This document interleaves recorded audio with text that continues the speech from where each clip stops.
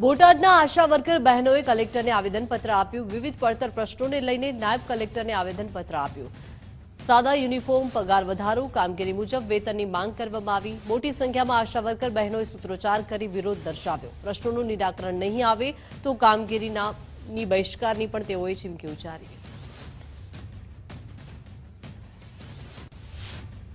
જે આવેદન આપ્યું છે અમારે ઈ માંગણી છે, એક તો અમને યુનિફોર્મ છે ઈ સાદા આપે, પછી એક અમારો જે પગાર વધારો, જેમ કે અમને જે પગાર છે એ અમારો 2000 કે 2500 રૂપિયા જ આવે છે। તો અત્યારે તમને ખબર જ છે કે મોંઘવારી વધી છે, તો 2 કે 2500 માં અમારા બહેનોનું શું થાય? અને રાતની ઓનલાઈન કામગીરી, ઓફલાઈન કામગીરીનું અમારે ઉપરથી ને જેટલું બધું પ્રેશર આવતું હોય છે કે અમે આખો દિવસથી રાત લગી અમે નવરા નથી। અમારે ફિક્સ પગાર કરવો હશે અને અમે જે 42 પ્રકારની જે કામગીરી કરવી છે, પીએમવીવાય ની ઓનલાઈન કામગીરી, એચબીએનસી, એચબીવાય અને જે એએનસી, પીએનસી, ટીએલ જે પણ અમે કામગીરી કરવી છે એમાં અમારે નખેડી નાખવામાં આવે છે। તો અમારે એ જ કામ અમારે હવે એમને દેખાડવું છે કે અમે આ કરવી છીએ તો અમારે એ પ્રકારનું અમારે વેતન મળે।